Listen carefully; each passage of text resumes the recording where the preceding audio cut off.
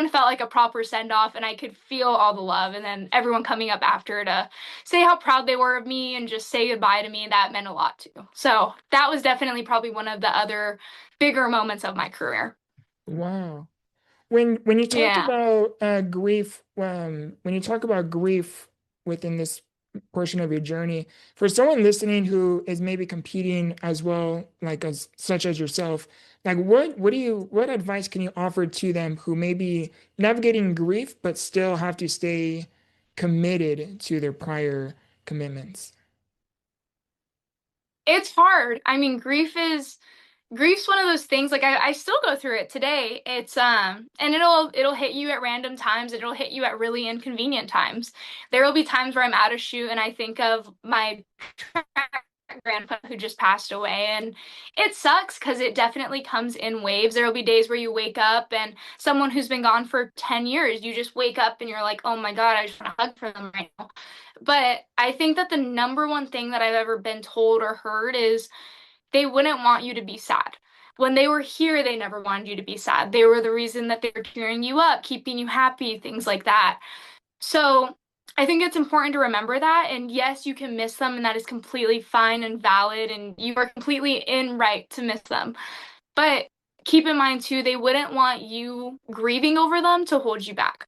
They wouldn't want it to distract you. They wouldn't want it to hurt you. They wouldn't want you to be sad about it. They would want you to be happy. And the fact that you're even thinking about them, the way that I look at it is like they're visiting you.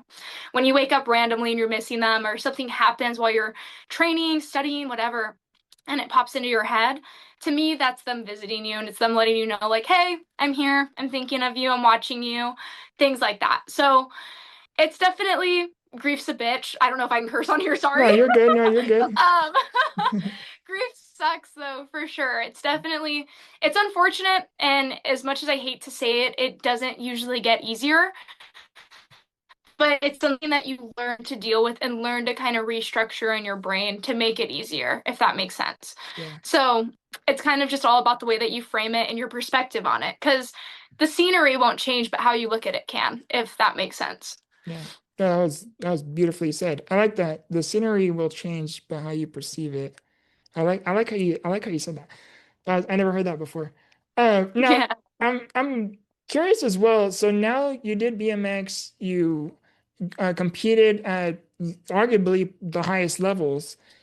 How did you begin incorporating all of this into like social media? Like how has social media as well like played a factor into your life? So this is one of my favorite questions, and something that a lot of people usually go like, what, when I say it. So my parents started my social media account right when I started doing BMX. So I want to say I was 10 or 11 by the time that they started my social media account. And they helped me run it all the way up until I was about 13. And then once I turned 13, it kind of just got passed over to me. So for the past 7 years, I've been the one that's been creating the content. And yeah, like I get feedback and help a little bit on it and advice, but I would say in the more recent years, all of the content that's been produced has been primarily done by me. Like once I was able to drive, I was the one that started going and taking photos at different places. It would be me and a tripod, and that would be what primarily all of my Instagram was made out of.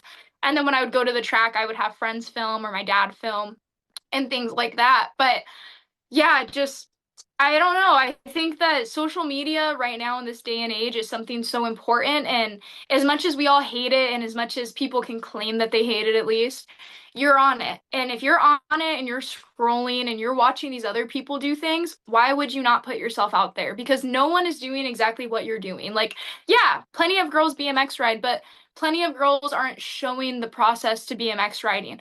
Plenty of girls aren't showing that they can be a model and be in school and do all of these other little side quests on top of writing and being an athlete and having a social life. So I think it's important to highlight that, especially for the younger generations coming up, because if they're only seeing this finite thing, like for me, example, I had only seen girls consume their entire life with BMX riding. So that's all that I thought that you were able to do, because you have such a strict schedule and you have so many different disciplinary factors that go into it, that I never thought that I would be able to do any of this.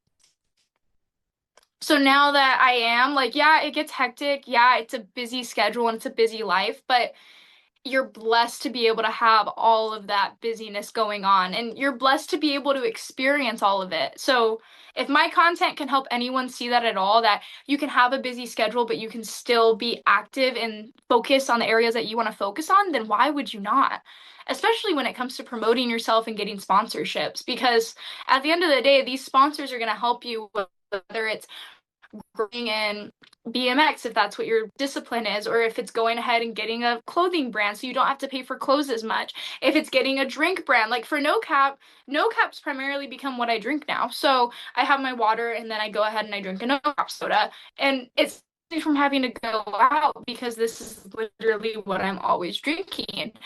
So Nectar Clothing, those are the people that clothe me now. Davis Racewear, that's who sponsors me for BMX and for gear and things.